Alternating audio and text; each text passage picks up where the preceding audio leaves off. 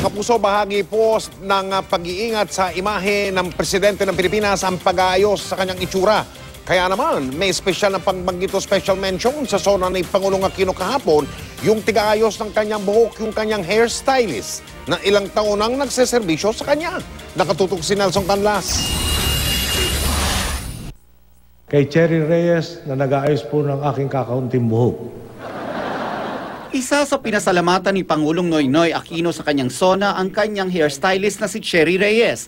Bagay na sa hinagap ay hindi raw maisip ni Cherry na mangyayari. I was really shocked. Nung narinig ko Cherry Reyes, napatingin ako sa TV, tapos nakita ko rin yung picture ko. And then I was shouting and shouting because my kids were downstairs and I wanted them to see. Mula 2004 to 2007 ng congressman pa si Aquino, makapal pa ang kanyang buhok. Pero pagsapit ng 2007, mas mapapansin na ang receding hairline nito nang maging senador ito.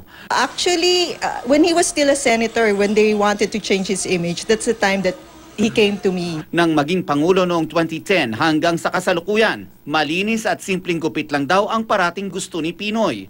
Hindi raw vain si Pinoy, hindi raw nitong gustong magpakalbo o di kaya'y magpalagay ng hair weave. Bagay na si Pinoy na mismo ang nagsabing hindi madali.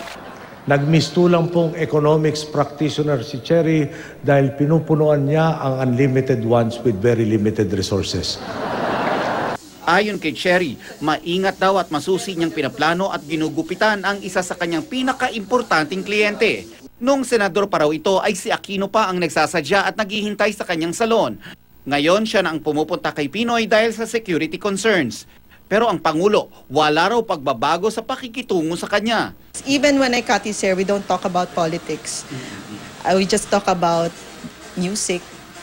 So magpapatugtog siya, may music kami, tatanong ka sa kanya, sinong artist nga yan? And then yun gano'n na, very light ang conversations namin. Sa mahigit 7 taon nilang regular na pagkikita, naikwento kaya ni Pinoy ang mga babaeng na link sa kanya?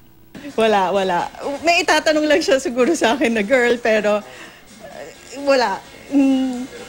Never. Nelson Canlas, Takatutok, 24 Oras.